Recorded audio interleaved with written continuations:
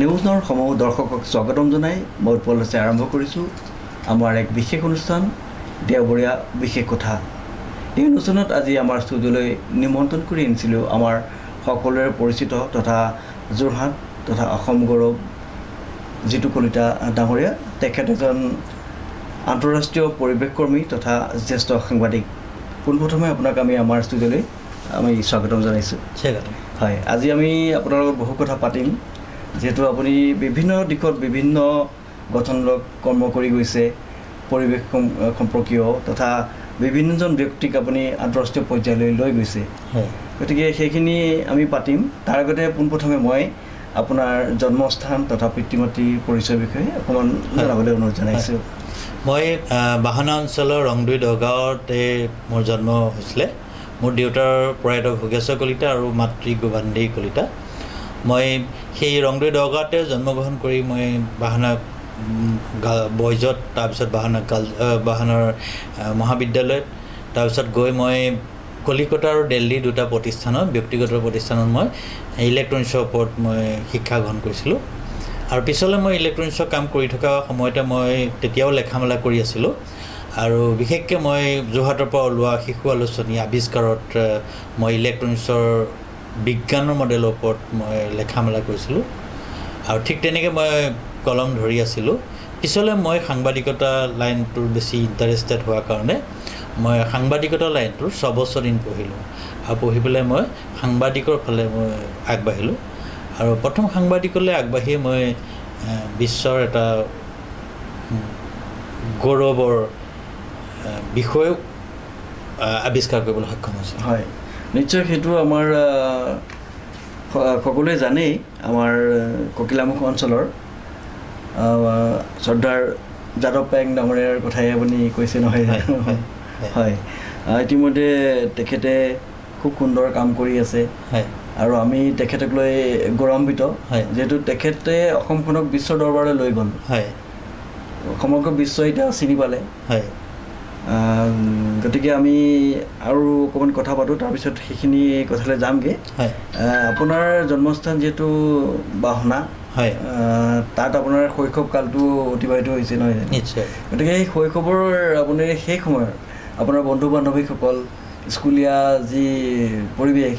সেই বিষয়ে অকণমান জনাওকচোন। আপোনাৰ শিক্ষকৰ, শ্ৰদ্ধাৰ শিক্ষকসকল যিসকল আছিলে, LP স্কুল আৰু হাইস্কুল? মোৰ যিখন গাঁৱত জন্ম হৈছিলোঁ একেবাৰে এখন সুন্দৰ গাঁও আছিলে, য'ত খেতি পথাৰ, বাৰিষা, খৰালি, প্ৰত্যেক দিনাখন খেতিৰ লগত জড়িত মানুহখিনি পাইছিলোঁ। হাল, গৰু, কোৰ তেনেকুৱা। আৰু ময়ো খেতিলৈ গৈছিলোঁ এটা সময়ত, যেতিয়া ঘৰৰ মানুহে কৈছিলে, মোৰ মায়ে কৈছিলে যে স্কুল কলেজ পিছলৈও যাবি, কিন্তু 3 মাহটো তই এই মাহটোত মানে খেতিটো কৰি থৈ যায়, এটলিষ্ট 12 মাহৰ কাৰণে আমাৰ সুবিধা হ'ব। গতিকে খেতি কৰিবলৈ আমি সেইকাৰণে যাবলগীয়া হয়। আৰু খেতি নকৰিলে আমাৰ গত্যন্তৰ নাছিলে। আৰু সেই গতিকে বাৰিষা খৰালি আমি সেই দিনকেইটা, যিকেইটা খেতিৰ দিনকেইটা, আমি খেতিলৈ যোৱাৰ পিছতে স্কুলৰ বা কলেজৰ কথা চিন্তা কৰিব পাৰোঁ। গতিকে মই 1988-89 চনমানলৈকে মই খেতিৰ লগত জড়িত হৈ আছিলোঁ। আৰু সেই গতিকে মই এজন ভাল খেতিয়ক বুলিও ক'ব পাৰে। হয়,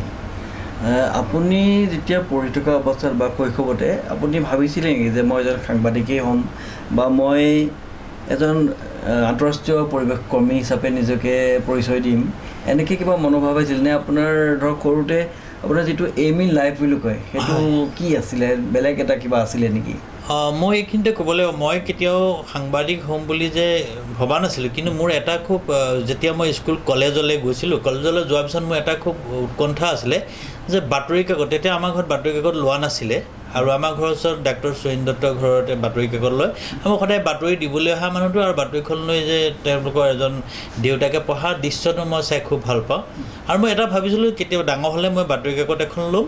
আৰু কেনেবা পইচা পালে মই প্ৰথম বাতৰি কাকতখন ল'ম বুলি ভাবিছিলোঁ। আৰু যদি মই বাতৰি কাকতখন ল'বলৈও মোৰ পইচা নহয়, তেতিয়াহ'লে মই বাতৰি ডিষ্ট্ৰিবিউশ্যন কৰি হ'লেও মই বাতৰি পঢ়িম বুলি এটা মোৰ ইচ্ছা আছিলে। কিন্তু বাতৰি পঢ়াটোৱে মোৰ ইচ্ছা আছিলে, কিন্তু মই বাতৰি থৈ যে সাংবাদিক হ'ব পাৰে সেই কথাটো সৰুতে মই জনা নাছিলোঁ। হয়,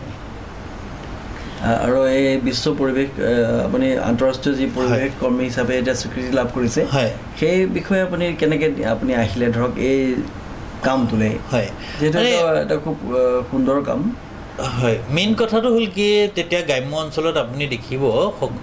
প্ৰায়খিনি ল'ৰা ছোৱালীয়ে দেওবাৰ আৰু বন্ধ বাৰ পালে চৰাই চিৰিকটি চিকাৰ কৰিবলৈ গৈছিলে। মোৰ দাদাৰো এজন আছিলে বা মোৰ ওচৰ চুবুৰীয়া যেতিয়া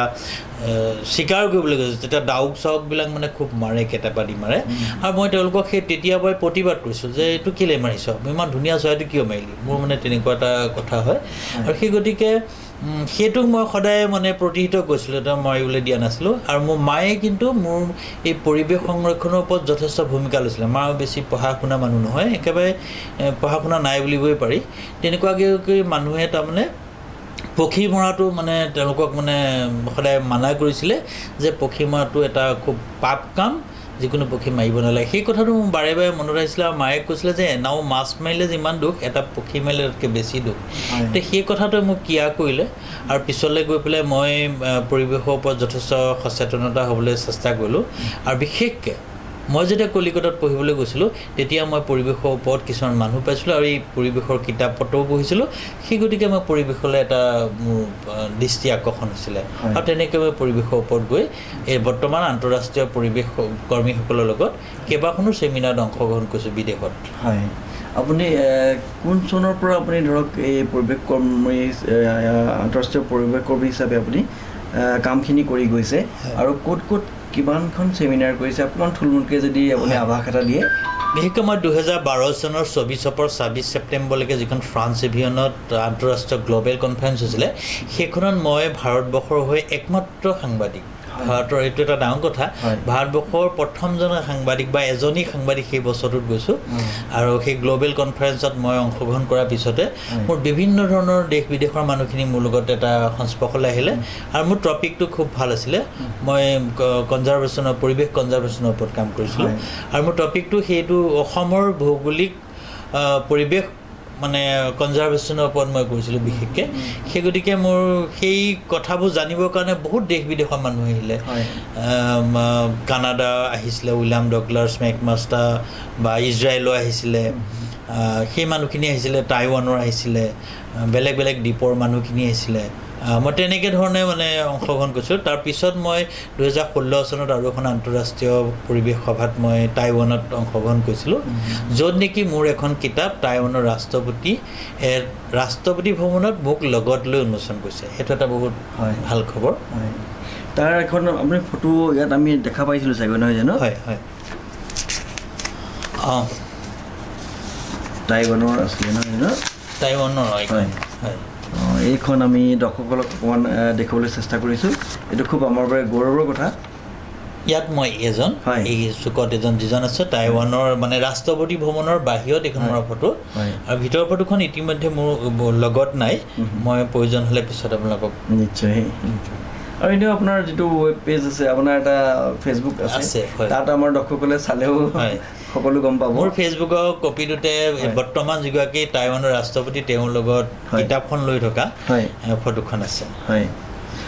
আমি আপোনাৰ ইতিমধ্যে শৈশৱৰ কথা জানিলোঁ, আপোনাৰ গাঁৱৰ কথা জানিলোঁ। সেইখিনি ক'লে আপুনি কেনেকৈ এজন পৰিৱেশ কৰ্মী হিচাপে নিজকে পৰিচয় দিবলৈ সক্ষম হ'ল, সেইখিনিও জানিলোঁ। এতিয়া আমি আহোঁ আমাৰ অসম গৌৰৱ তথা ভাৰত গৌৰৱ, বিশ্ব গৌৰৱ আমাৰ শ্ৰদ্ধাৰ যাদৱ পায়েং ডাঙৰীয়াৰ যিহেতু আমি গম পাইছিলোঁ সেই সময়ত আপুনি তেখেত অখ্যাত আছিলে, কোনো জনা নাছিলে, বিশ্ববাসী নালাগে, আমাৰ যোৰহাটৰো বহু মানুহে তেখেতক জনা নাছিলে। কিন্তু সেই সময়ত আপুনি তেখেতক উলিয়াই আনিলে বিশ্ব দৰবাৰলৈ। সেই কেনেকৈ আপুনি সেইখিনি মানে কৰিবলৈ আৰম্ভ কৰিছিলে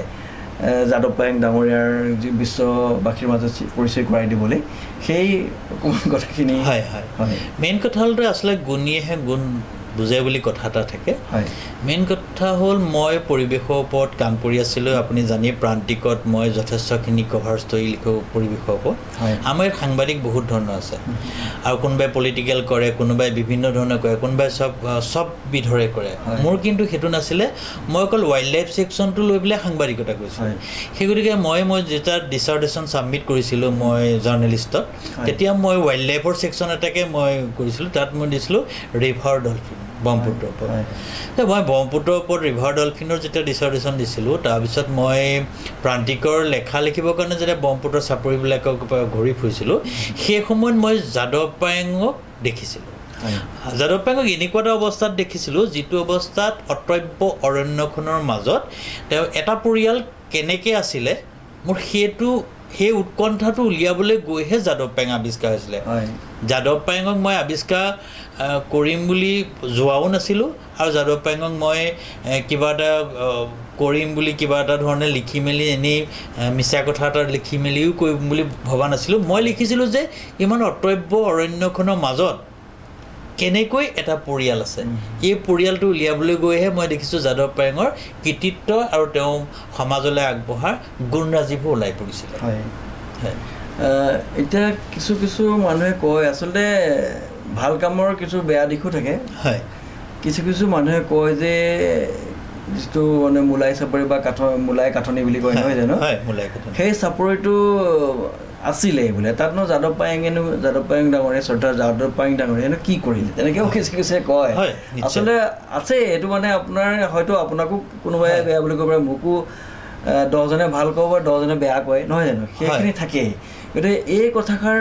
আপুনি কেনেধৰণে বিশ্লেষণ কৰে আচলতে যাদৱ পায়েঙক মই বিচাৰি পেলাই খুব আকাশৰ পৰা এটা গ্ৰহ নক্ষত্ৰ মই উপস্থাপন কৰাহি নাই যাদৱ পায়েং তাত আছেই হাবিখনো তাত আছেই আৰু যিহেতুকে মানুহেহে দেখা নাই আৰু যিখিনি মানুহে হয়তো তেওঁক লগ পাই আছে দেখি আছে তেওঁক লৈ যে এটা ষ্টৰি হ'ব পাৰে তেওঁক লৈ যে এটা পৰিৱেশ কনজাৰ্ভেশ্যন হ'ব পাৰে সেইটোৰ ওপৰতে গুৰুত্ব দিছোঁ এতিয়া মই যেতিয়া জৱাহৰলাল ইউনিভাৰ্চিটিত 2010 চনত 25 জানুৱাৰীত মোৰ যেতিয়া যাদৱ পায়েঙৰ ওপৰত ষ্টৰিটো ওলাইছে আৰু 2012 চনৰ 22 এপ্ৰিলত জৱাহৰলাল ইউনিভাৰ্চিটিয়ে ফৰেষ্টমেন অফ ইণ্ডিয়া দিছে কাৰ ওপৰত দিছে মই যিখিনি তথ্য সম্বলিত বস্তু জৱাহৰলাল নেহৰু ইউনিভাৰ্চিটিত ছাবমিট কৰিছিলোঁ আৰু মেইন কথাটো হ'ল গৈছে এতিয়াও চাওক আপুনি সেই অটব্য অৰণ্যখনৰ মাজত যাদৱ পায়েঙৰ পৰিয়ালটোৰ বাদে অন্যটো কোনো পৰিয়াল এতিয়াও নাই যিটো সময়ত মই গৈছিলোঁ সেইটো সময়ত ভাবিব নোৱাৰে আমি সাধাৰণতে আমাৰ গাঁৱৰ কাষত যিবোৰ সৰু সৰু হাবি আছে তাৰ মাজত এটা মানুহ ৰাতি থকাটোৱে ডাঙৰ কথা তেনেকুৱাতে এটা অটব্য দ্বীপৰ মাজত তেওঁ অকলে 3টা ল'ৰা ছোৱালীৰ সৈতে পৰিয়ালটোত থকাটো সেইটো মানে এটা আলৌকিক কাৰ্য তেওঁ যিটো মনৰ সাহস মনৰ যিটো মানে কিবা এটা কৰা ইচ্ছা আৰু সেইটোক লৈ পেলাই তেওঁ যি কাম কৰিছিলে সেইটোহে মই উপস্থাপন কৰিছিলোঁ আৰু দ্বিতীয়টো হৈছে কি সেই হাবিখনত কিয় মূলাই হাবি হ'ল মূলাই হাবি হোৱা মূল কাৰণটোৱে আছিলে যে মূলাইক ভয় কৰি হাবিডৰা সংৰক্ষণ হৈছিলে নহ'লে বা তাত এতিয়াও মই ক'লোঁ 10 কোটি 15 কোটি টকা এতিয়াও কাঠনি আছে নহ'লে সেই মূলাইলৈ যদি ভয় নকৰিলেহেঁতেন সেই মূলাইয়ে যদি গোটেইখন কনজাৰ্ভেশ্যন নকৰিলেহেঁতেন তেতিয়াহ'লে সেয়া আজি চোৱাং চিকাৰী এখন দোপাং পাং দি পেলাই লৈ গুচি গ'লহেঁতেন এতিয়াও আপুনি যদি যায় দেখিব যাদৱ পায়েঙৰ যিকোনো এডাল গছ কাটিলেই আপুনি 10 লাখ 15 লাখ টকা পাব তাহলে সেই যাদৱ পায়েঙে তেতিয়া হাতত 5 টকা এটা নোহোৱাকৈ সেই কোটি কোটি টকা কাঠনিডৰা ৰাখি আছে কি তেওঁ বিশ্বৰ প্ৰতিষ্ঠিত মানুহ হ'ব নোৱাৰে সেইটোৱে মোৰ উদ্দেশ্য আৰু লক্ষ্য আছিলে তেওঁক মই কেনেকৈ সেই হাবিডৰাৰ পৰা বাহিৰলৈ লৈ গৈছিলোঁ আৰু সেই হাবিডৰাত তেওঁ আজিও এখন সাধাৰণ লুঙি পিন্ধি থাকে যিটো সময়ত তেওঁ এতিয়া বেংক বেলেঞ্চ হয়তো 50 লাখতকৈ অধিক এই মুহূৰ্তত আছে মই যিটো সময়ত গৈছিলোঁ সেই সময়ত বেংক বেলেঞ্চ বুলিবলৈতো নাই তেওঁক খুচুনাটো 5 টকা এটা পাবলৈ নাছিলে তেতিয়াহ'লে মই সেই মানুহজনৰ কৃতিত্বটো বিশ্ব দৰবাৰত প্ৰতিষ্ঠা কৰা কাৰণে মোক বহুতে সমালোচনাও কৰে বহুতে কয় কিন্তু তাৰ পৰা যে মানুহৰ কিছুমান সচেতনতা আহিছে সেইটো কিন্তু নুই কৰিব নোৱাৰে আৰু বিশ্ব ইমান ডাঙৰ প্ৰতিষ্ঠিত অৰ্গেনাইজেশ্যনবোৰ আহিছে ইমান ডাঙৰ গৱেষকসকল আহিছে জৱাহৰলাল ইউনিভাৰ্চিটিৰ নিচিনা ইউনিভাৰ্চিটি প্ৰফেচাৰসকল আহিছে তাত প্ৰত্যেকটো পাত প্ৰত্যেকটো ৰাস্তা প্ৰত্যেকজোপা গছ তাত গৱেষণামূলকভাৱে কৈছে যে অন্য জেগাত ইমানখিনি কনজাৰ্ভেশ্যন নাই গছ থাকিলেই নহ'ব কি ধৰণে কনজাৰ্ভেশ্যন কৰিছে সেইটোৰ ওপৰত গুৰুত্ব দিব লাগিব গতিকে যিটো কনজাৰ্ভেশ্যন কৰিছে সেই কনজাৰ্ভেশ্যনটো তেওঁ উপযুক্ত সন্মান কেতিয়াবাই পাব লাগিছিলে কিন্তু আমাৰ এই ঠেক মনোবৃত্তিৰ কাৰণেই তেওঁ থাকি গ'ল কিন্তু মোৰ ভাগ্য ভাল মই যাদৱ পায়েঙৰ নিচিনা এজন মানুহক বিশ্বত প্ৰতিষ্ঠা কৰিবলৈ পালোঁ আৰু সেইকাৰণে মই আজি বৰ সুখী মানুহ পৃথিৱীত এইখিনিতে আৰু এটা মই কথা জানিব বিচাৰিছোঁ আপোনাৰ পৰা আপোনালোকে যিটো বিশ্বৰ বিভিন্ন ঠাই গৈছে সেইখিনি যাওঁতে আপোনালোকৰ যিখিনি ধৰক অৰ্থৰ প্ৰয়োজন হয় সেই অৰ্থখিনি আপোনালোকে চৰকাৰৰ ফালৰ পৰা পাইছিলে নে আমাৰ যিসকল আমাৰ শুভাকাংক্ষী তেখেতসকলে আপোনালোকক সহায় কৰিছিলে? খুব ভাল কুৱেশ্যন এটা কৰিলে। মই এই কুৱেশ্যনটো মই আমাৰ অসমত বহুতকেইটা মিডিয়া আছে, কোনো এটা মিডিয়াই সোধা নাই বা মোক কোনো এটা ইণ্টাৰভিউ লোৱা নাই। আপুনি এনেকুৱা এটা ইণ্টাৰভিউ সুধিলে যিটো ইণ্টাৰভিউ মোৰ কাৰণে বৰ প্ৰয়োজন আছিল।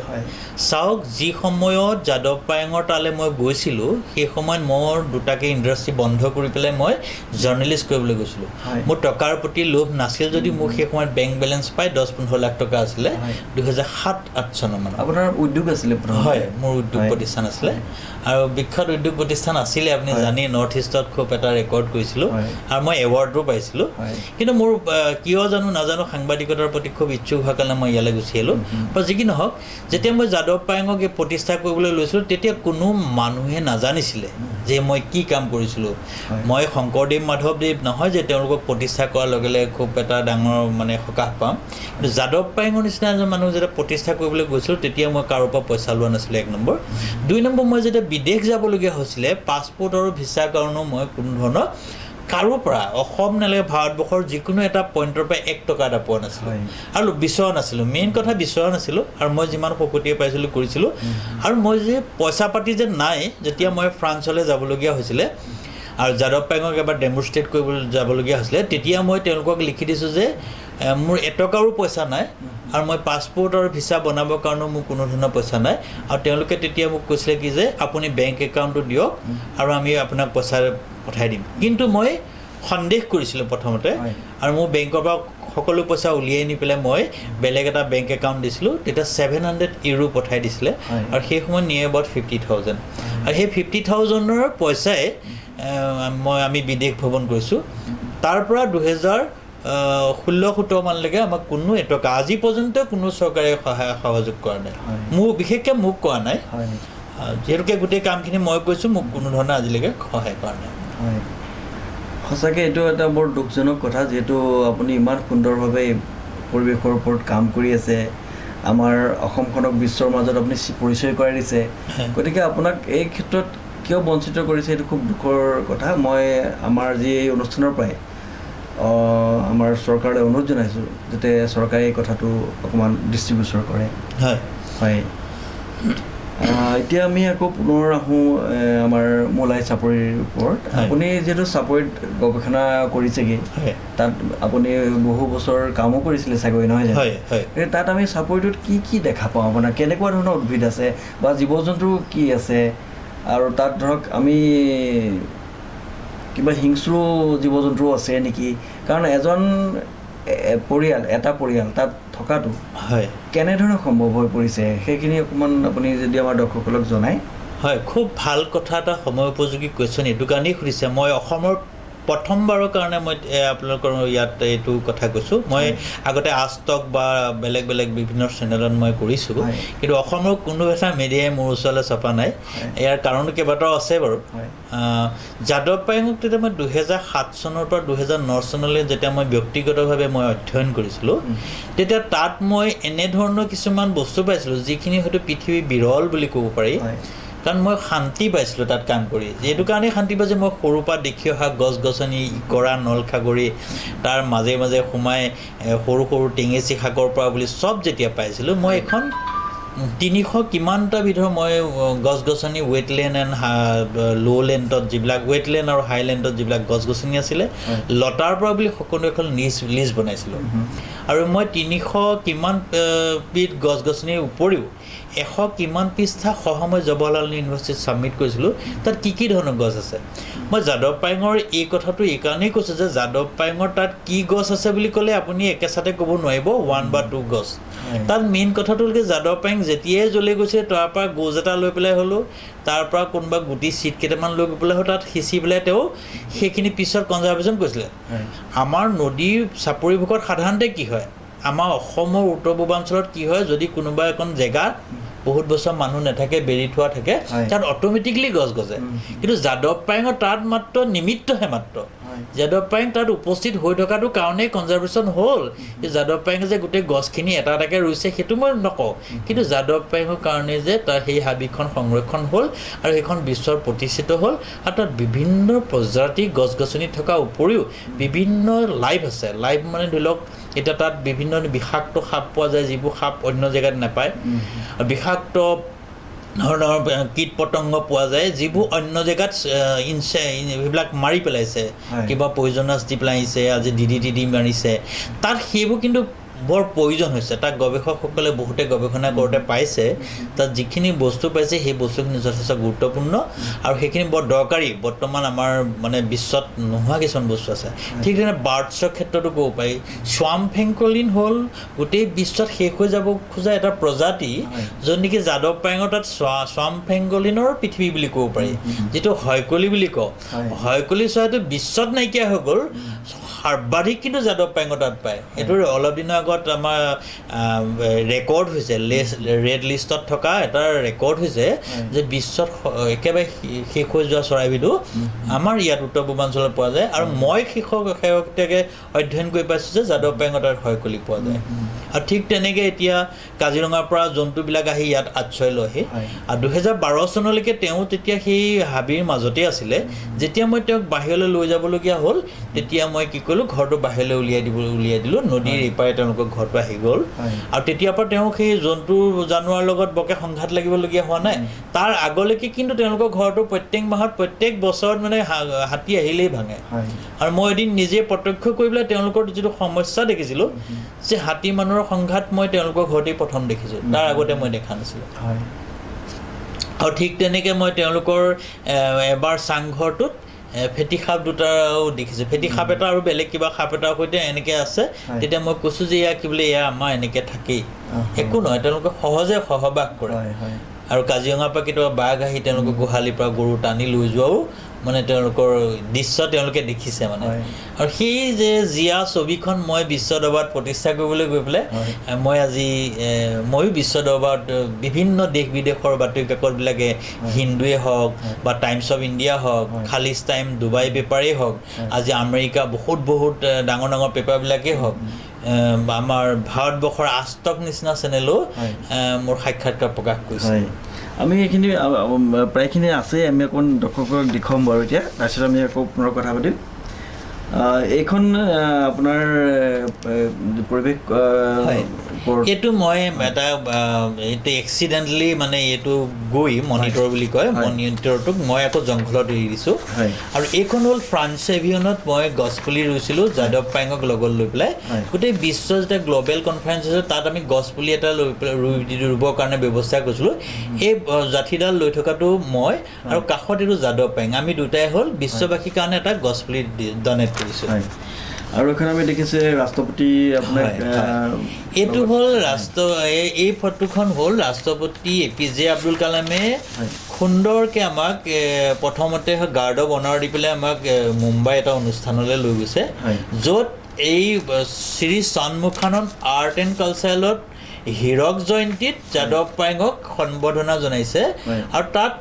মোকো সেই অনুষ্ঠানত সম্বৰ্ধনা জনাইছে চাৰ্টিফিকেট দিছে আৰু মই যাদৱ পায়েঙকে APJ আব্দুল কালামক এখন চেলেং চাদৰ এটা জাপি আৰু এখন গামোচা দিবলৈ মোৰ নিজ হাতে পাই মই পৃথিৱীত আৰু তাতকৈ সুখী মানুহ হ'ব নালাগে বহুত সুখী বুলি এইটো আমাৰ বাবেও আচলতে অসমবাসী ৰাইজৰ বাবেও খুব গৌৰৱৰ কথা আৰু আপোনাৰ দ্য হিন্দুস্তান টাইমছতো এয়া আপোনাৰ লিখা ওলাইছে মই হিন্দুস্তান টাইমছত এয়া এই শেহতীয়াকৈ এইটো এটা মোৰ আৰ্টিকল ওলাইছে এই গিভনটো এইটো যিটো মানে গ্ৰিফন এইটো শগুন এই শগুনটো মই যাদৱ পায়েঙৰ তাতে ফটো মাৰিছিলোঁ যেতিয়া মই গৈছিলোঁ আৰু সেই শগুনটো লৈ পেলাই আৰু গোটেই যাদৱ পায়েঙৰ কাহিনীটো মই ইয়াতে এষ্টাব্লিছ কৰিছোঁ হিন্দুস্তান টাইমছত 20 জুলাই এই বছৰৰ 20 জুলাইত আৰু বিভিন্ন আপোনাৰ আমাৰ নেশ্যনেল চেনেলৰ নেশ্যনেল যিবোৰ নিউজ পেপাৰ তাত আপোনাৰ হিন্দুটো আপোনাৰ এইখন হিন্দু পেপাৰ মোৰ এইটো 4টাকৈ আৰ্টিকল ওলাইছে মানে ফটোৰ সৈতে আৰ্টিকল এটা ওলাইছে এইটো হ'ল হিন্দু পেপাৰত এই ফটোগ্ৰাফ বাই জিতু কলিতা আৰু হিন্দুত ওলাইছে তাৰপিছত তেনেকৈ বহুত কেইখন পেপাৰ ডুবাই খালিজ টাইমত ওলাইছে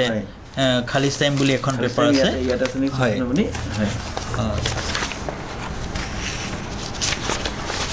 এইখন ডুবাই খালিজ টাইম পেপাৰ এখন কোন চনত এইখন চনটো আছে চাওকচোন মই অলপ এইটো 2016 চনেই হ'ব 14 আৰু 16 চনৰ ভিতৰত হ'ব 14-16 ভিতৰত হ'ব ন হয় এই আৰ্টিকেলকেইটা গোটেই আৰ্টিকেলকেইটা তেওঁ এজন সাংবাদিকে ডুবাই সাংবাদিক আহিছিলে আৰু ইণ্টাৰভিউ লৈছে ইয়াত মই মোৰ গোটেই জীৱনটো আৰু যাদৱ পায়েঙৰ গোটেই জীৱনটো এষ্টাব্লিছ কৰিছে আৰু মই সাংবাদিকতা কৰিবলৈ গৈ যাদৱ পায়েঙক কেনেকৈ মোৰ সমস্যা হৈছিলে গোটেইখিনি ইয়াত আছে আৰু ইয়াত এটা আৰু এখন ফটো আছে এইখন উইলিয়াম ডকলাৰ্ছ মাইক ৰেচি আৰু মই এইটো যাদৱ পায়েঙৰ এইটো পুৰণা ঘৰটো আৰু লগতে বিনীতা পায়েং ইণ্টাৰেষ্টিং কেছ আমি এইখনেই হ'ল বিশ্বত সৰ্বাধিক চাইছে আমাৰ এখন 7 মিলিয়ন পিপুলে চাইছে এইখনে কেইবাটা এৱাৰ্ড পাইছে কেঞ্চাৰ এৱাৰ্ডতো শ্ব' হৈছে গতিকে এই ডকুমেণ্টাৰীখন হ'ল মই আৰু উইলিয়াম ডগলাৰ্ছে একেলগে যাদৱ পায়েঙৰ ওপৰত বনোৱা প্ৰথমখন ডকুমেণ্টাৰী বহুত ৰাইজে ইচ্ছা কৰিলে চাব পাৰিব ফৰেষ্টমেন বুলি মাৰিলে যাদৱ পায়েং আৰু মোৰ সেই যোৰহাটৰ গোটেই পৰিৱেশটো দেখাৰ উপৰিও যাদৱ পায়েঙৰ জীৱন কাহিনীটো সেইখনত দেখিবলৈ পাব হয় এতিয়া আমি অকণমান পুনৰ আকৌ মোলাই চাপৰিলে আমি উভতি যাম যিহেতু প্ৰথম যেতিয়া আপুনি লগ পাইছিলে আমাৰ শ্ৰদ্ধাৰ অসম গৌৰৱ তথা ভাৰত গৌৰৱ যাদৱ পায়েং ডাঙৰীয়াক তেতিয়া তেখেতে ধৰক এটা চাপৰিত আছিলে এঘৰ মানুহ অকলশৰে তে চাপৰিত থাকোঁতে তেখেতে ধৰক আমাৰ আৰ্থিকভাৱে তেখেতে কেনেধৰণে মানে কৰিছিল তাত খেতি বাতি হৈছিলে নে তেখেতে কেনেধৰণে চলিছিলে যিটো তেখেতৰ দুজন ল'ৰা নহয় জানো দুজন ল'ৰা গতিকে এটা পৰিয়াল চলিবলৈতো আমাৰ এটা টকা পইচাৰ প্ৰয়োজন হয় সেই সময়ত তেখেতে কি ধৰণে চলা ফুৰা কৰিছিলে আপুনি প্ৰথম পাওঁতে কি অৱস্থাত তেখেতক দেখা পাইছিলে তেতিয়া মই দেখিছোঁ এমাহ দুমাহ দুটা কেঁচুৱা ল'ৰা আৰু ছোৱালীজনী ঠিক 4-5 বছৰমান হৈছে তেনেকুৱাতে মই গৈ পাইছোঁগৈ আৰু মই যেতিয়া গৈ পাইছোঁ তেওঁ গৰু গাখীৰ কালেক্ট কৰে আৰু নিজৰ ঘৰতে গৰু গাখীৰ আছিলে গৰু গাখীৰখিনি ৰাতিপুৱা খীৰাই পেলাই কি কয় তেওঁ খোজকাঢ়ি নদীখনৰ এইপাৰলৈ লৈ আহে আৰু এইপাৰত এজন মানুহ ৰৈ থাকে আৰু মানুহজনে এইপাৰলৈ আনি পেলাই তেওঁক সেইটোত পইচা দিয়ে ডেইলিও দিয়ে হয়তো মাহেকত দিয়ে বা কিবা ধৰণে পইচা দিয়ে আৰু কমেও 5 কিলোমিটাৰ খোজকাঢ়ি গাখীৰখিনি খোজকাঢ়ি পুৱতি 4টা বজাতে গাখীৰখিনি খীৰাই আৰু 4 কিলোমিটাৰমান 4-5 কিলোমিটাৰ খোজকাঢ়ি নদী এইপাৰত দিয়েহি আৰু সেই মানুহখিনি গাখীৰখিনি লৈ গৈ তেওঁ যেনেকৈ চলিছিলে আৰু সেই সময়ত তেওঁ খুব অৱস্থা বেয়া একেবাৰে অৱস্থা বেয়া দেখিছিলোঁ য'ত নেকি তেওঁ বিস্কুট বা চেনি বা এইবিলাক কথাটো বাদেই তেওঁ মানে চাউল পাতকেইটা যোগাৰ কৰাটোও বহুত অসুবিধা হৈ আছিলে কাৰণ মই নিজে গৈ দেখিছোঁ অৱস্থা খুব বেয়া ল'ৰা ছোৱালীকেইটাৰ স্বাস্থ্য ইমান ভাল দেখা নাছিলোঁ কাপোৰ কানি ইমান ভাল দেখা নায়েই বাৰু কাপোৰ কানি নাই পিন্ধাকেই আছিলে তাৰপিছত মোৰ সঁচাকৈ পৰিৱেশটো দেখি মই মানে আচৰিত হৈ গৈছোঁ যে মানুহ এনেকৈ কেনেকৈ থাকিব পাৰে আৰু বিশেষকৈ কোনো ইঘৰ বা সিঘৰলৈ আমাৰ সাধাৰণতে ওচৰত এঘৰ মানুহ থাকিলে অন্য এঘৰ মানুহে সহায় সাৰথি হয় তেওঁলোক ৰাতি অকলে কেনেকৈ থাকিলে মই সেই কথাটো আহি পেলাই মোৰ টোপনি নহা হৈছিলে তেনেকুৱা অৱস্থাত মই তেওঁলোকক লগ পাইছোঁ আপুনি বিশ্বৰ বিভিন্ন ঠাই ঘূৰিলে তেতিয়া সেই আমাৰ বিশ্বৰ আপুনি বিশেষকৈ ফ্ৰান্স টাইৱান গতিকে সেই তেখেতসকলৰ সংস্কৃতিটো অকণমান আপুনি যদি কয় টাইৱান ফ্ৰান্স ফ্ৰান্সৰ মানুহখিনি খুব প্ৰেক্টিকেল তেওঁলোকে কি হয় গুৰুত্ব সহকাৰে সকলো মানুহকে লয় আৰু ৰাতিপুৱা আমি যেতিয়া ওলাই যাওঁ আপুনি আচৰিত হ'ব গুড মৰ্ণিং বুলি যেতিয়া কয় তেতিয়া ভাবিছোঁ যে মই মানুহজনক ক'ৰবাত লগ পাইছোঁ নেকি তেনেকুৱা এটা হয় তেওঁলোকক মানে যেন আমি সদায় লগ পোৱা মানুহ এজন আৰু অচিনাকি মানুহ এজনে আপোনাক ইমান ধুনীয়াকৈ হেণ্ডশ্বেক দি পেলাই মুখলৈ চাই পেলাই কথা ক'ব সেইটোৱে মানুহক ভাবে যে মই যেন ইয়াত বহুত বছৰৰ পৰা আছোঁ নেকি বা মোৰ নিচিনা কোনোবা মানুহ আছিলে চাগে সেই গতিকে তেওঁ আহি মোক গুড মৰ্ণিং দিলেহি নেকি তেনেকুৱাটো অনুভৱ হয় আৰু ঠিক তেনেকৈ তেওঁলোকৰ মানুহখিনি খুব মানুহৰ লগত মিলিব পাৰে আৰু সহজে মানুহৰ লগত মিলি পেলাই তেওঁলোক কথা বতৰা পাতে ফ্ৰান্সৰ সেইটো এটা ভাল আৰু পৃথিৱীৰ সুন্দৰ দেশ আৰু সুন্দৰ ৰাস্তা হ'ল পেৰিছৰ ৰাস্তাবিলাক সেইকাৰণে চবেই কয় য'ত পেৰিছৰ ৰাস্তাবিলাকত প্লেইন মানে লেণ্ড কৰিব পাৰে বুলি কয় আৰু ৰাতিপুৱা কিন্তু ৰাস্তাবোৰ ধুই দিয়ে দেই এখন ডাঙৰ গাড়ীয়ে ৰাস্তাবোৰ ধুই দিয়ে আৰু বাটবিলাক আঁতৰাই দিয়ে ৰাস্তাত দেখিব যেন কোনোবাই এইমাত্ৰ সাৰি থৈ গৈছে বা এইমাত্ৰ তিতা ফটা কানিয়ে আমাৰ মুচি থৈ যোৱা নিচিনা লাগে আৰু খুব ভাল আৰু হোটেলবিলাক বা দোকানবিলাক আমি যেতিয়া খাবলৈ যাওঁ বৰ ৰেচপেক্ট দিয়ে আৰু তেওঁলোকে থালি চালিবোৰ বৰ ধুনীয়াকৈ মানে এটা সন্মান কৰে ভোগৰ ভিতৰত সৰু এটা আইলেণ্ডত থকা দেশখন ইমান সুন্দৰ আৰু ৰাষ্ট্ৰপতিগৰাকীৰ কথাই কওঁ আমাৰ নিচিনা সাধাৰণ মানুহ এজনকো 2-3 বাৰ উভতি আহি চেক দি পেলাই কৈছে যে পিছৰবাৰত আহিব আপোনাৰ পৰা বহুত কথা জানিম বুলি তেওঁ ৰাষ্ট্ৰপতিৰ চকীখনৰ পৰা উঠি আহি আকৌ মোক কৈছে সেই গতিকে মই তাৰ পৰাই বুজি পালোঁ আৰু মানুহখিনি যথেষ্ট সহজ সৰল আৰু টাইৱানৰ কেইটামান কথা কৈ যোৱাটো ভাল স্কুলৰ ছাত্ৰ ছাত্ৰীসকলে জীৱনক কি বৃত্তি লৈ পঢ়িব সেই কথাটো তেওঁলোকে সৰুৰ পৰাই চিন্তা কৰে আৰু তাৰ মেডিকেলৰ কথাটো এনেকুৱা তেওঁ এজন মানুহৰ অসুখ যদি হয় তেতিয়াহ'লে সেই অসুখটো ভাল কৰাৰ দায়িত্ব সেই দেশখনৰ প্ৰত্যেকজন মানুহৰ মূল্য বুজি তেওঁ ঘৰত বেমাৰ হ'ল বুলি জাষ্ট এটা কল কৰিলেই হ'ল তেওঁক লৈ যোৱা ট্ৰিটমেণ্ট কৰা তেওঁলোকৰ সেই দেশখনৰ প্ৰত্যেকজন মানে নাগৰিকক এজন দেশৰ মূল্যৱান সম্পদ বুলি ভাবে কিন্তু যিটো আমাৰ ইয়াত সেইবিলাকতো ভাবিবই নোৱাৰে আৰু তাৰ উপৰিও তেওঁলোকৰ ষ্টুডেণ্টবিলাকক প্ৰশিক্ষণ দিয়ে ভৱিষ্যতে একোজন সুস্থ সবল আৰু জ্ঞানী মানুহ হয় বহু কথা আপোনাৰ পৰা জানিলোঁ আমি মই অৱশ্যে টাইৱান যোৱাও নাই বা যাবলৈ ইচ্ছা আছে কিন্তু কেতিয়াবা হয়তো যাম সেইখিনি আপোনাৰ পৰা জানি সঁচাকৈ আজি ধন্য মানিছোঁ আৰু আপুনি আপোনাৰ বহুমূলীয়া সময় আমাক দিলে আজি আমি আমন্ত্ৰণ কৰি আনিলোঁ গতিকে আমি আৰু হয়তো আৰু অকণমান সময় আমি কথা পাতিম হয়তো আমাৰ অনুষ্ঠানবিলাকৰ এটা সময় থাকে আৰু এদিনতেতো গোটেইখিনি কথা আমি পাতিব নোৱাৰোঁ পিছে পৰে আপুনি আহি থাকিব লাগিব আমি আপোনাৰ পৰা বিভিন্ন দেশ বিদেশৰ কথা জানিম আৰু আপুনি পৰিৱেশ সম্পৰ্কে যিখিনি কাম কৰি গৈছে সেইখিনিও জানিম ইতিমধ্যে আপুনি ডকুমেণ্টাৰী কেইবাখনো বনাইছে সেইসমূহ অকণমান যদি আপুনি জনায় আমাক হয় মই মেইনলি ডকুমেণ্টাৰী বিদেশৰ কেইবাটাও কোম্পানীৰ লগত বনাইছোঁ ধৰি লওক উইলিয়াম ডগলাছৰ লগতে বনাইছোঁ মেইনলি আৰু বহুত ধৰণৰ আছে ফৰেষ্টমেনৰ ওপৰত বনাইছোঁ সিন্ধু তাই চপকাল তাৰপিছত গণেশ বেৰিয়াৰ জ্যোতি কুমাৰী এইখিনি জ্যোতি কুমাৰী হ'ল বিহাৰৰ যিগৰাকী ছোৱালী বাপেকক চাইকেলত কেৰিয়াৰত তুলি হাৰিয়ানাৰ পৰা বিহাৰলৈ লৈ আনিছিলে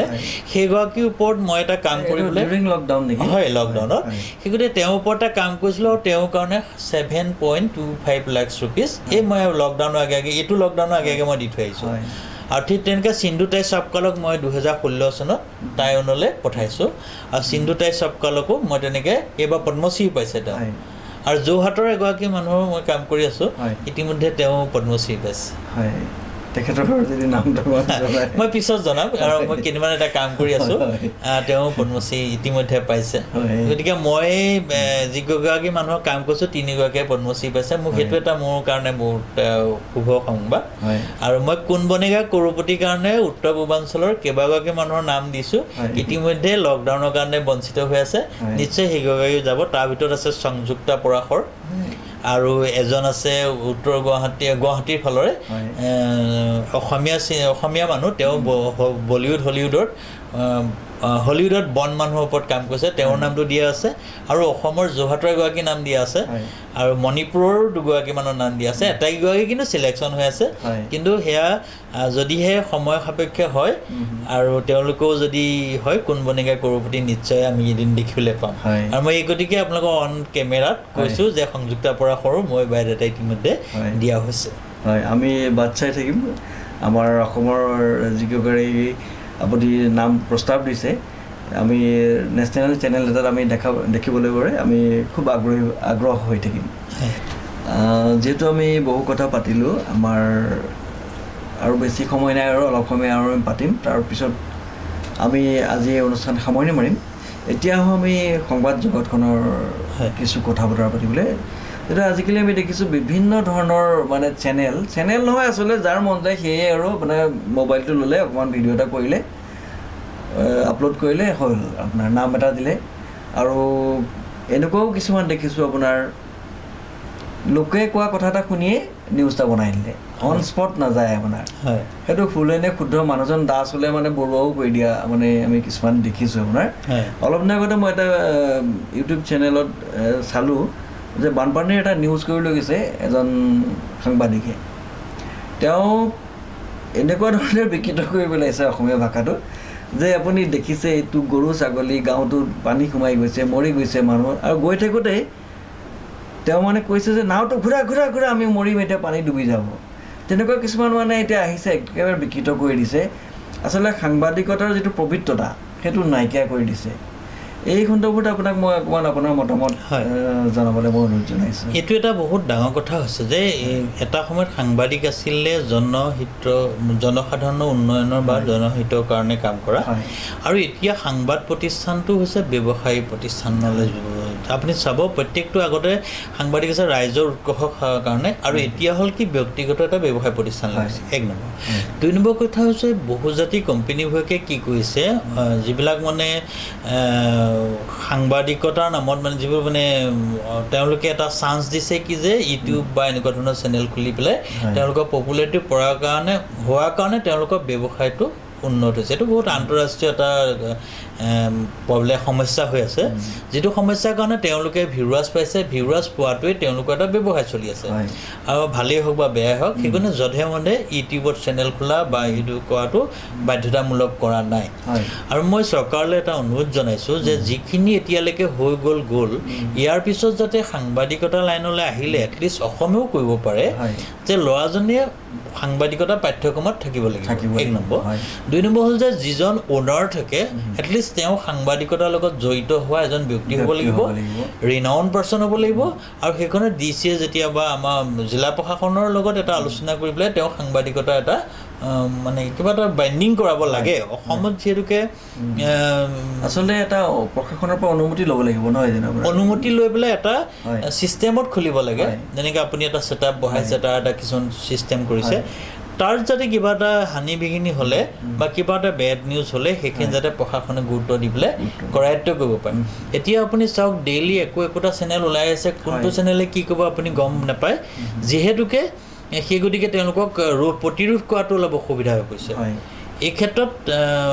আমাৰ সাংবাদিকসকলেও কৰণীয় আছে, সাংবাদিকৰ যিবোৰ সংস্থা আছে, যিবিলাক প্ৰেছ ক্লাব আছে, তেওঁলোকেও এটা বাইণ্ডিং কৰিব পাৰে যে এতিয়ালৈকে যিখিনি হ'ল, ইয়াৰ পিছত যিখিনি আৰু যদি হ'বলৈ দিয়া হয় তেতিয়াহ'লে এইটো ধুপাং হ'ব, আৰু এই সমস্যা নিজেই খন্দা গাঁতত নিজেই পৰিবগৈ লাগিব এটা তেনেকুৱা। হয়, আচলতে এতিয়া ধৰক আমি সাংবাদিকতাৰ যিটো পবিত্ৰতা সেইটো প্ৰায় আমি কিছু ক্ষেত্ৰত অকণমান নেদেখা নিচিনা হৈছোঁ। ইয়াতে আৰু এটা কথা হ'ল সাংবাদিকতা পবিত্ৰতাটো এইখিনিতে ধ্বংস হৈছে। যেতিয়া ৰাজনীতি ব্যক্তিয়ে একোটা সাংবাদ প্ৰতিষ্ঠান যেতিয়া ব্যয় কৰিবলৈ লাগিলে তেতিয়া তেওঁলোকৰ গ্লেমাৰ তেওঁলোকৰ ওপৰত কাম কৰিবলগীয়া হয়। আৰু মই এইটো কথা কৈছোঁ যে ৰাজনীতি ব্যক্তিয়ে ল'লেই যে এটা সংবাদ প্ৰতিষ্ঠান বেয়া হ'ব সেইটো নহয়। মই একাংশ কথা এইটো কাৰণেই কৈছোঁ যে কিছুমানে ৰাজনীতিত থাকিলেও যদিহে কোনোবা এটা চেনেল খুলিছে বা বাতৰি কাকত এখন খুলিছে তেওঁলোকক কিন্তু এইটোৱে প্ৰভাৱ কৰিবলৈ দিয়া নাই। তেওঁলোকৰ কথা বেয়া ক'লে যে বেয়াকৈ দিবলৈ কৈছে।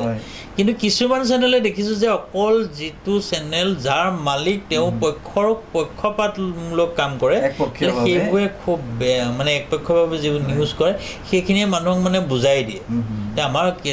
মই এতিয়ালৈকে তেনেকুৱা দেখা নাই বাৰু ডাঙৰ ডাঙৰ চেনেল, তথাপি দুই এটা নেদেখা নহয় সেইটো মই নকওঁ, গোটেই ভাৰতবৰ্ষতে হৈছে। আৰু শেহতীয়াকৈ পৰ্টেল আৰু ইউটিউব চেনেলে আমাক এটা সমস্যাৰ সৃষ্টি কৰিব। এইটো মানুহৰ ভীষণ এটা সমস্যা হ'ব। কোনোবাই বেডৰুমৰ কাহিনী নি পেলাই নিউজ কৰি দিবও পাৰে। তাৰমানে এইটোৱে এটা বহুত ডাঙৰ সমস্যালৈ গৈ আছে। এইটোক যদি এতিয়াই ৰোধ কৰিব নোৱাৰে তেতিয়াহ'লে আমি আমেৰিকা বা ইউৰোপৰ নিচিনাকৈ উলংঘ এখন দেশৰ নিচিনা হৈ যাম বুলি আমি ভাবিছোঁ। বিশেষকৈ ভাৰতবৰ্ষৰ বা অসমৰ নিচিনা এটা কলা সংস্কৃতি থকা দেশ এখনে এইটো গুৰুত্ব দিয়াৰ খুব প্ৰয়োজন বৰ্তমান সময়ত। আমাৰ যিটো সময় শেষেই হ'ল, শেষত মই আৰু এটা গুৰুত্বপূৰ্ণ আপোনাক বিষয়লৈ লৈ গৈছোঁ। যিসকল ধৰক সাংবাদিক হৈছে নৱপ্ৰজন্মৰ বা সংবাদ জগতখনলৈ আহিছে সেইসকলক উদ্দেশ্যে আপুনি দুআষাৰ ক'বলৈ, নৱপ্ৰজন্মৰ যিসকল আহিছে মানে ধৰক আমি এজন সাংবাদিক হ'বলৈ প্ৰকৃত গুণ কি লাগে, যিটো আমাক গণতন্ত্ৰৰ চতুৰ্থ স্তম্ভ বুলি কোৱা হয়,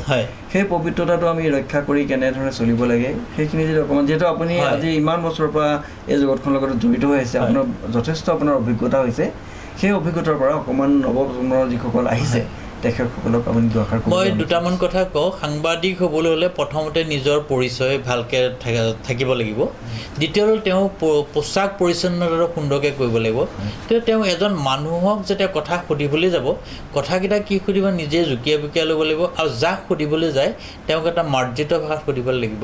গতিকে অলপ দিনৰ আগতে মোক এজন জ্যেষ্ঠ সাংবাদিকে, জ্যেষ্ঠ নহয় মোতকৈ সৰু যদিও তেওঁ সাংবাদিকত পুৰণা লাইনৰ মানুহ এজনে ক'লে যে মই ডাক্তৰ এটাক ইণ্টাৰভিউ এটা ল'বলৈ যাওঁ আজি মই তেতিয়া সেই সাংবাদিকজনক কৈছিলোঁ ডাক্তৰ এটা নহয় ডাক্তৰ এজন ইঞ্জিনিয়াৰ এজন চোৰ এটা হ'ব পাৰে কিন্তু মই তেওঁক সেই কথাটো এইটো কাৰণেই কৈছিলোঁ যে কিছুমান প্ৰতিষ্ঠিত মানুহক প্ৰতিষ্ঠিত সন্মান কৰিব লাগে যিহেতুকে তেওঁক কৰ্ম বেয়া কৰিব পাৰে তেওঁ যিটো আসনত আছে সেই আসনখন আমাৰ উচ্চ আসন বুলি কোৱা হয় সেইটো তেওঁক এজন বুলি কোৱা দৰকাৰ গতিকে মই বৰ্তমান নৱপ্ৰজন্ম যিখিনি আহিছে তেওঁলোকে যদি কিবা তেনেকুৱা ধৰণৰ কাম কৰিবলৈ আহে কোনোবা এটা প্ৰতিষ্ঠানত গৈ পেলাই তেওঁলোকে শিকক তাৰ পৰা তেওঁলোকৰ গ্লেমাৰ কৰক তাৰপিছত তেওঁলোকে নিজে নিজে এটা প্ৰতিষ্ঠান কৰক কিন্তু এইটো নহয় আজি আন্দোলন কৰি আছে কালিলৈ গৈ পেলাই ইনকামৰ পথ হিচাপে যাতে সাংবাদিকতা বৃত্তিটো নলয় এই ক্ষেত্ৰত মই তেওঁলোকক অনুৰোধ কৰিছোঁ কাটৰ অনুৰোধ কৰিছোঁ কালি দোকানে দোকানে গৈ পেলাই চান্দা তুলি ফুৰা ল'ৰাটোৱে আজি যদি একো নাপায় কেমেৰা এটা লৈ পেলাই তেওঁ ব্লেকমেইলিং কৰে তেতিয়াহ'লে তেওঁৰ কাৰণে অসুবিধা হ'বই আমি প্ৰকৃত সাংবাদিকসকল তাৰ পৰা নিশ্চয় এটা সমস্যাৰ সৃষ্টি হ'ব সেই গতিকে মই বিনম্ৰ অনুৰোধ জনাইছোঁ আমাৰ জ্যেষ্ঠসকলকো তেনেকুৱা ধৰণৰ যদি কোনোবা সাংবাদিকক বা দেখা হয় উভণ্ডালি কৰা বা দুষ্ট চৰিত্ৰৰ মানুহ সাংবাদিকলৈ অহা হয় তেওঁলোকক তেতিয়াহ'লে আমাৰ সাংবাদিকসকলেও বয়কট কৰিব লাগে আৰু কেইজনমান সাংবাদিকে তেওঁলোকক লৈ পেলাই ইউজ কৰি পেলাই তেওঁলোকৰ নতুন সাংবাদিকসকল অহাৰ লগে লগে কেইজনমান পুৰণা সাংবাদিকে ইউজ কৰি পেলাই তেওঁলোকৰ পকেট মানি উলিয়াই সেই গতিকে মই তেখেতসকল তেনেকুৱা ধৰণৰ সেই একাংশখিনিকহে কৈছোঁ যিখিনি এই কামটো কৰি থাকে তেওঁলোকেও যাতে এইটো এটা জনসাধাৰণৰ কাৰণে এটা সচেতনতা হয় আৰু সাংবাদিকসকলক মই বেয়া নাপাব যিসকল সাংবাদিকে এনেকুৱা ধৰণৰ কাম কৰিছে সেইসকলক কৈছোঁ যে নিশ্চয় আমাৰ সমাজখন প্ৰতিষ্ঠা কৰাতহে সাংবাদিকসকলৰ গুৰুত্ব ভূমিকা থাকিব সেই গতিকে আমাক গণতন্ত্ৰৰ চতুৰ্থ স্তম্ভ বুলি কোৱা হয় আৰু এই চতুৰ্থ স্তম্ভৰ যিটো নিয়ম কানুন তেওঁলোকে শিকি লোৱাটো নিশ্চয় প্ৰয়োজন আৰু মই সেই গতিকে তেওঁলোকক অনুৰোধ জনাইছোঁ বিশেষকৈ সাংবাদিকতাটো আচলতে পঢ়ি আহিব লাগে journalism and much com course আছে 3 মহীয়া আছে 3 বছৰীয়াও আছে সেইখিনি আচলতে কৰি আহিলে অকণ ভাল হয় আৰু যদি পঢ়িও নাহে তেতিয়াহ'লে কোনোবা এজন তেনেকুৱা লিটাৰেচাৰ মানুহ কোনোবা এজনৰ আণ্ডাৰত তেওঁ যদি 2-4টা কাম কৰে বা অভ্যাস হয় তেওঁ যদি ভুল শুদ্ধটো দেখুৱাই দিয়ে তেওঁ এটা আইডেণ্টিফাই কৰি দিব পাৰে যে এওঁ এজন ভাল লেখক ভাল সাংবাদিকৰ চৰিত্ৰ আছে সেই গতিকে তেওঁ এজন সাংবাদিকৰ যোগ্যতা আছে বুলি কোনোবা এজনে ৰিকমেণ্ড কৰি দিব আপোনাৰ ইয়াত কাম কৰিবলৈ আহিলেওতো আপুনি কৰি দিব নিশ্চয় হয় আৰু এটা কথা মোৰ আকৌ মনত পৰিছে এতিয়া যিহেতু আপুনি এজন আন্তঃৰাষ্ট্ৰীয় পৰিৱেশ কৰ্মী গতিকে আমি পৰিৱেশ নিকাকৰণ বা পৰিৱেশ আমি সুস্থভাৱে ৰাখিবৰ বাবে আমি কি ব্যৱস্থা গ্ৰহণ কৰিলে সেয়াও যদি আপুনি অকণমান আমাৰ দৰ্শকসকলক জনাই যায় মই পৰিৱেশৰ কাৰণে এটা কথাই কওঁ যে প্ৰত্যেকখন ঘৰতে আপুনি কোনো ৰাজহুৱা মিটিং পাতি কোনো পৰিৱেশ কনচেপ্ট চেঞ্জ কৰিব নোৱাৰে প্ৰত্যেকখন ঘৰতে প্ৰত্যেক দিনাখন যেতিয়া বজাৰ কৰি আহিব বজাৰৰ লগত যেতিয়া পলিথিনকেইটা আহিব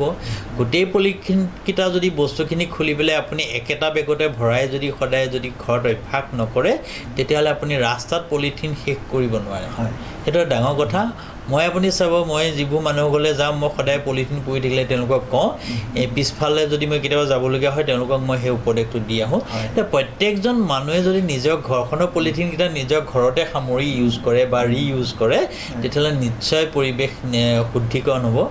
আৰু আমাৰ ইয়াতে গছ গছনি ৰুই পেলাই পৰিৱেশ গঠন কৰিব কোনো প্ৰয়োজন নাই আমাৰ ইয়াত কোনো গছ ৰুই পেলাই পৰিৱেশ গঢ়াৰ প্ৰয়োজন নাই যদিহে সংৰক্ষণ কৰে আমাৰ ইয়াত ডেইলি আপুনি দেখিব প্ৰত্যেক মাহতে 1 স্কোৱাৰ কিলোমিটাৰত কমেও লাখ গছ পুলি নিজেই গজে এতিয়া আমাৰ ইয়াতো কোনো ৰুব নালাগে যিখিনি আছে সেইখিনি সংৰক্ষণ কৰিলেই হয় আমাৰতো ৰাজস্থানত ৰুব লাগে আজি ক'ৰবাত গুজৰাটতহে গছ পুলি ৰুব লাগে অসমততো গছ পুলি ৰুব নালাগে আপুনি ৰাস্তাটো আপোনাৰ ঘৰলৈ সোমোৱাৰ ৰাস্তাটো যদি 3 মাহ আপুনি জপনা এখন দি বন্ধ কৰি থৈ দিয়ে পিছদিনাখন আহিলে হাবি কাটি সোমাবই লাগিব সেয়া হ'ল আমাৰ প্ৰাকৃতিক পৰিৱেশৰ কথা গতিকে আমি দেখিছোঁ আমাৰ ইয়াত পৰিৱেশ সংৰক্ষণৰ কাৰণে মানুহৰ মনটো লাগে আৰু পৰিৱেশ সংৰক্ষণ কৰিবলৈ নিজৰ ঘৰখনৰ পৰাই কৰিব লাগে আমি আজি আমাৰ অনুষ্ঠান সামৰিব লাগিব আৰু শেষত যিহেতু আপুনি আপোনাৰ বহুমূলীয়া সময় দি আমাৰ মাজলৈ আহিলে আমাৰ আমন্ত্ৰণ ৰক্ষা কৰি আৰু পিছে পৰে আমি আকৌ লগ হ'ম এইটো এঘণ্টাত আচলতে আমাৰ এই আমাৰ যিটো কথা বতৰা পাতিছোঁ সেই কথা বতৰাখিনি এটা ঘণ্টাত আমি শেষ কৰিব নোৱাৰোঁ বহুত দীঘলীয়া বহুত কথা পাতিম যিহেতু আপুনি এজন যথেষ্ট অভিজ্ঞ এই ক্ষেত্ৰত আৰু আপুনি সাংবাদিকতাৰ ক্ষেত্ৰতো খুব সুন্দৰভাৱে কাম কৰি গৈছে, পৰিৱেশৰ ওপৰতো খুব সুন্দৰ কাম কৰি গৈছে, বিভিন্নজন ব্যক্তিক আপুনি বিশ্বৰ দৰবাৰত লৈ যাবলৈ সক্ষম হৈছে আৰু আমাৰ সৌভাগ্য আপুনি আজি আমাৰ মাজত উপস্থিত হ'ল আৰু সেয়েহে আমি আমাৰ অসমীয়াৰ স্বাভিমান আমাৰ এখন ফুলাম গামোচাৰে আপোনাক আমি আমাৰ নিউজ নাওৰ পৰিয়ালটোৰ পৰা অকণমান আমি সন্মান যাচিব বিচাৰিছোঁ। হয়, ধন্যবাদ। হয়, আজি মই চেনেলটোলৈ আহি যথেষ্ট সুখ অনুভৱ কৰিছোঁ এইটো কাৰণেই যে ইমান সুন্দৰ কথা কিছুমান মই ক'বলৈ পালোঁ, মন খুলি ক'বলৈ পালোঁ। সেই গতিকে মই তেখেতক উৎপল বৰুৱা আৰু নিউজ নাও 24/7লৈ মই অশেষ ধন্যবাদ জনাইছোঁ আৰু চেনেলটো যাতে দীৰ্ঘজীৱী হওক আৰু যদি কিবা মই সহায় সহযোগ কৰিব লাগে ভৱিষ্যতে এই চেনেলটোৰ লগত সহযোগিতা কৰিম বুলি কথাও দিছোঁ। হয়, আমিও আশা ৰাখিছোঁ নিশ্চয় আপুনি আমাক সহায় কৰিব লাগিব, যিহেতু এটা চেনেল চলাবলৈ বহুত কষ্ট, বহুত মানে আমি শুদ্ধভাৱে চলাই যাবলৈ বহুত কষ্ট আপোনাৰ একদম এখন মানে বিশাল সাগৰৰ মাজত আমি এখন টুলুঙা নাওলৈ গৈ আছোঁ আপোনাৰ এনেকুৱা অৱস্থা আমাৰ। গতিকে আপোনাৰ সহায় সহযোগিতা আমাক লাগিব, আমি কামনা কৰোঁ আৰু শেষত আপোনাৰ সুস্বাস্থ্য আৰু দীৰ্ঘায়ু আমি কামনা কৰিছোঁ আৰু আপুনি এনে সুন্দৰ কাম কৰি যাওক আৰু ভগৱানৰ ওচৰত প্ৰাৰ্থনা জনাইছোঁ আপোনাক ভগৱানে শক্তি দিয়ক। আৰু আজি আমাৰ এই অনুষ্ঠান ইয়াতে সামৰিম, পুনৰ আকৌ এদিন আপোনাক আমি আমন্ত্ৰণ কৰিম, আকৌ আমি এনেদৰে কথা বতৰা পাতি যাম।